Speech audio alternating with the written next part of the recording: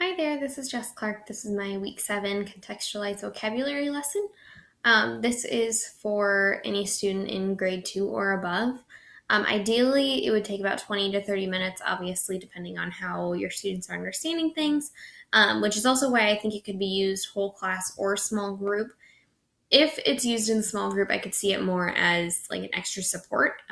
And so you would be able to identify those students who maybe aren't catching on as quickly as the others, and then you could pull them aside as the other ones go and work in their partners or their groups after this lesson. And then you might give them a little bit of extra scaffolding or support there. So it could be used in either, but I am going to be using it in a whole class setting. Good morning, friends. So today we're going to be working a little bit more on the passage that we've been reading called Alaska Adventures. And we know it's really important to understand all of the words in there, even the ones that maybe we don't understand right away. But this is because we need to understand the meaning of the entire passage. So if we don't understand these certain words in there, even if it's just one or two, they create gaps, right? So if we don't understand a word, it's blank. We could essentially say that if we have all of our words here, just like that, and then we come across a word we don't know, it's going to be blank. There's nothing going to be there. And so that'll create a gap in our understanding. And so that's super important because we need to know and we need to understand these. And is it okay to not know all the words in our passage? Yeah, it's fine. There are some words that still, when I'm reading, sometimes I get confused and I have to stop and say, okay, wait a minute. I don't understand this. And if I don't understand this and I keep reading, I'm going to get confused. And then you'll have to go back anyways. So it's best to just stop. We need to look it up. We need to see what it means. We need to figure it out. And then we can move on. So today we're going to have 4 target words that we're going to be focusing on. The first one, I'm going to write it on the board here. This is the word vista. What is this word, friends? Vista. Good job. So a vista is like a faraway scenic area. And so either that or it's like a beautiful view from a very high place. So for example, let's say Joey climbed up to the top of a mountain and he took a selfie with a beautiful vista in the background. So why did Joey take a selfie on the mountain? Does anybody know? Yeah, he wanted to get the beautiful vista in the background. So what did he want in the background?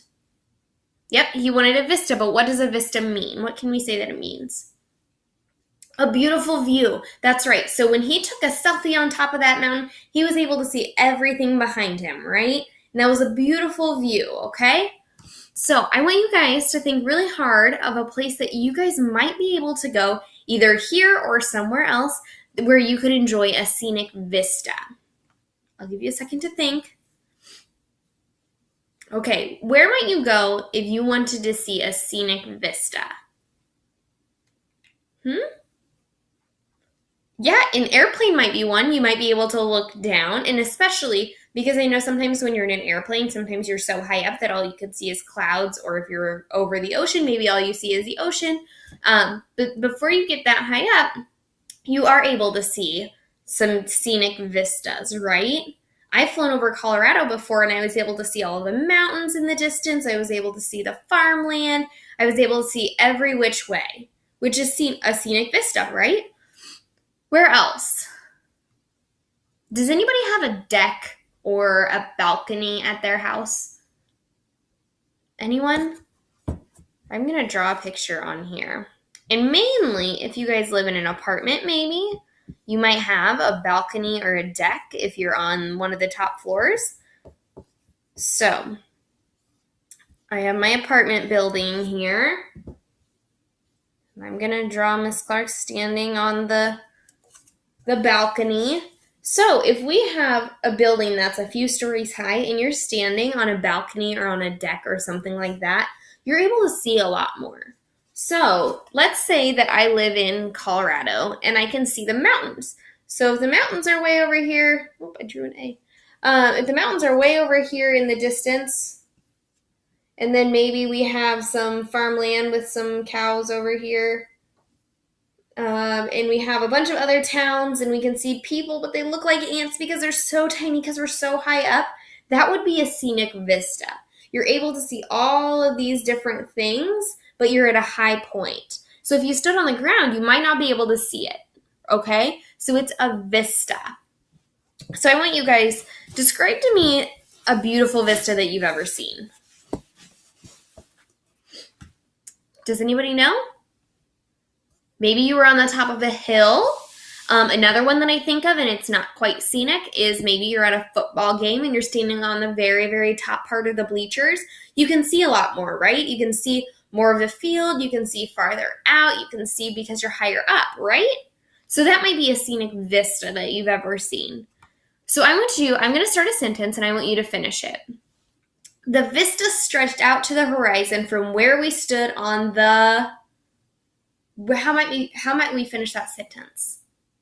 The vista stretched out to the horizon from where we stood on the hill. Good job. Okay, so I think we've got that one down. All right, we have another word here. This one's a little bit tricky. Okay, this is the word coordinate. Let's say it together, friends. Coordinate. So this word, basically, it means to make a plan and then you match your plan up with somebody else's to make sure that they match. So basically, for example, let's say that your mom wanted to go on vacation somewhere, but it's the middle of the school year. She has to check to see if her work schedule matches up with your school schedule so that way you guys can take that time off. So let's say if I wanted to take a week off of school and my mom had next week off, but I was in school and I couldn't get pulled out. Our schedules don't coordinate. But let's say next week is spring break and next week my mom has the week off. Are we able to go because we coordinated schedules and they match? Exactly. So we can say basically to coordinate means just to match your schedules in order to make a plan. All right? So how might you guys coordinate plans to visit a friend? Yeah, you might have to check to see if their schedule is the same as yours. I would hate to travel. I know sometimes you might be so excited to go and see your friend or family from far away, but you need to make sure that your schedule matches with theirs because you'd hate to get there and then they're working or maybe they're out of town and you show up and they're not even there, right? Okay, so you just need to make sure schedules match. That's what to coordinate means. So I'm going to start a sentence again and I want you to finish it. My brother and I have to coordinate our after-school schedules because... Yeah, maybe because you need to know, your mom needs to know when she needs to pick you up. So if you're staying after school until 4 o'clock, but your brother's staying after school until 5 o'clock, your mom might have a tough time picking you up. So you guys need to coordinate schedules, right? So you need to find a way to make sure that maybe you're staying after until 4:30, and then your brother's staying after until 4:30. So that way your schedules coordinate, right? So describe to me a time where you might have had to coordinate plans with somebody. What am I trying to say? So this time where you ever had to coordinate plans with somebody, did it work out? What about a time where you didn't coordinate plans? How did that look? Yeah. I know it was kind of a mess, right? I know I've done that sometimes before where I'm like, oh man, I forgot to see if this person's available to meet, or I forgot to ask this person if it's okay if I come over to their house, and you just go over there and they're like, hey, I wasn't expecting you. I have to go to a soccer game tonight. And your plans don't coordinate. So it's super important to coordinate your plans with other people, right? So what can we say that coordinate means again? To match up plans or to match up schedules to make a plan. Good job. Okay. So we have another word here. This is word number 3.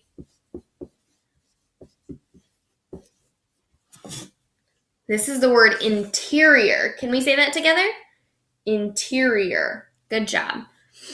Okay, so the interior part of a state, which is how it's used in our passage, it means the middle of it, away from the coast or the state line. So I want to draw you a picture. This is not going to be perfect, but I am not an artist here by any means. So we're going to say that this is the state of Iowa, right? I know, it doesn't look like it. I'll write it up here. Iowa. So we're located in Council Bluffs here. We're right about here. All of these lines around here, that's the state line. So are we on the interior of Iowa? No, because the interior, we know, is the middle part of Iowa, right? So we're on the state line. So if we're not on the interior, we're on the exterior, right? So if we wanted to go to Des Moines, which is right about there, they're on the interior because they're in the middle. Are they close to the state lines here? No. We know that it's about an hour and a half or 2 hours away from us. So they're pretty far away from the state line. So I think that it's safe to say that Des Moines is on the interior of our state, right? Okay. So in our passage, Jake wanted to travel inland to explore the interior of the state. So what did he want to explore? The interior of the state, right? Good job. So where did he have to travel to get to the interior of the state? He had to go through and go past the coast and go to the interior of the state. So he was here on the coast. There's the coast. He had to travel to the interior. So what can we say that interior means, friends? It means the inside of a state. Is it near the coast or the state lines? No, it's in the middle. And it doesn't have to be quite in the middle, but it has to be a good distance away from the coast. Because if it's on the coast, then we know it's the exterior. So is exterior and interior, are they synonyms?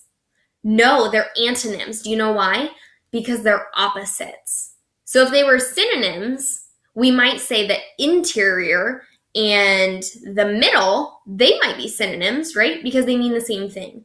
But interior and exterior, because we know that interior means the middle and the exterior means the outside or the outline, we know that they're antonyms because they're opposites and they don't mean the same thing, right? Good job. Okay, so I'm going to start a sentence and I want you to finish it. So after a trip to the coast, we headed to the interior of the country because...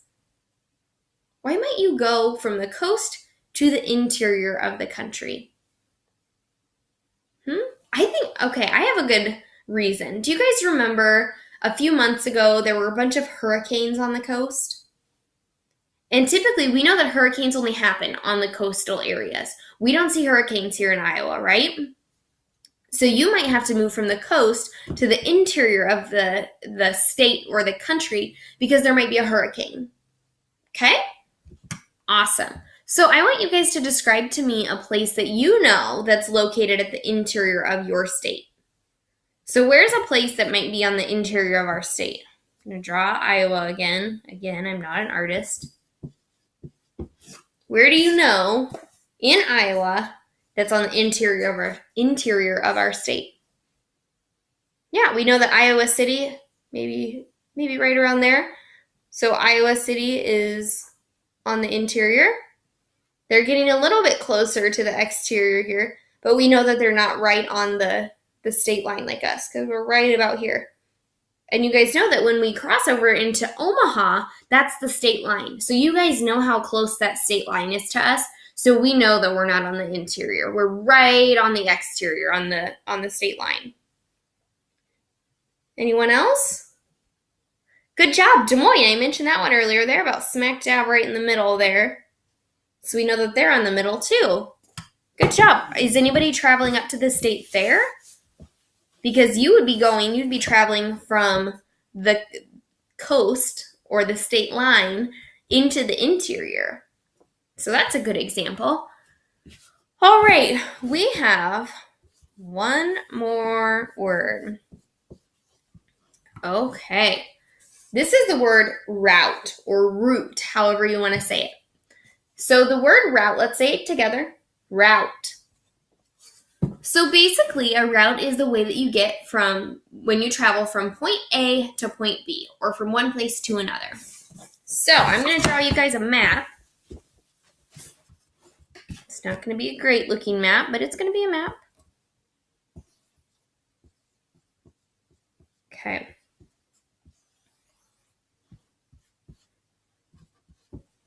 So these X's, we're going to say that this is, let's say this is Des Moines. We've been using that one a lot today. And we'll say that this one is Council Bluffs. So we know if this is our map, this is the road, and I'm going to pretend that this is the route that I'm taking.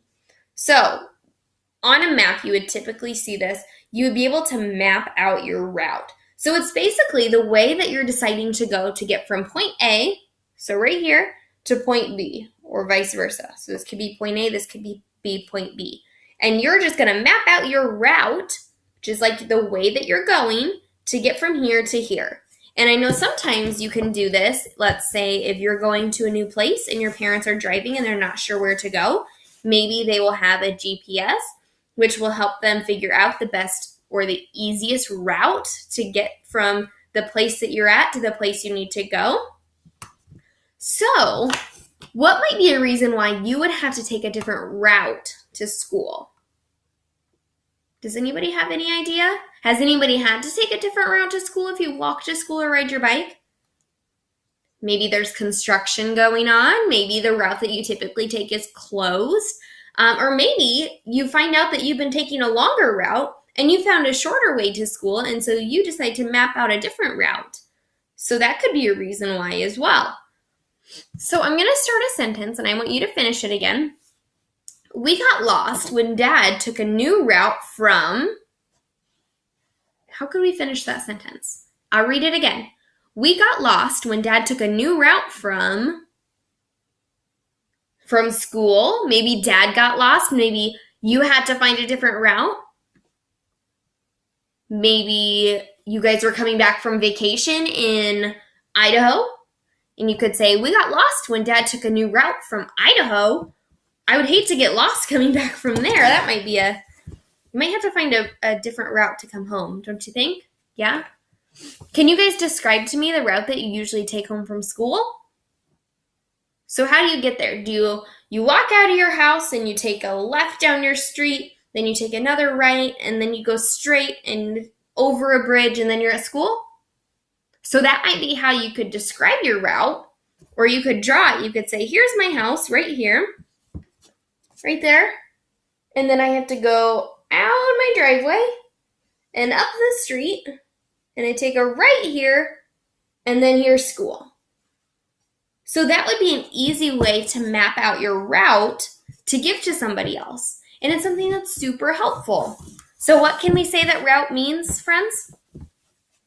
It means how you map out your location from one, or your area of travel from one place to another, right? Okay, so those are our 4 target words. Let's go over them again. We have vista. We have coordinate. We have route. And we have interior. So let's go over these again. We have vista. What can we say a vista is? That was our first one. A scenic view from a high place, right? Okay. To coordinate, what does that mean to coordinate? You match up your schedule to make plans. Okay. Interior, what can we say interior means? It means in the middle, right? Away from the coast, away from the state line, it's in the middle. What about route? That's our last one. What can we say that the word route means? Yeah, it's the way that you travel to get from one place to another. Awesome job. Okay, so now with your elbow partner, I want you guys to find a spot around the room, and you guys are going to each read through your passage again, the Alaska Adventures one, which you guys should still have from yesterday.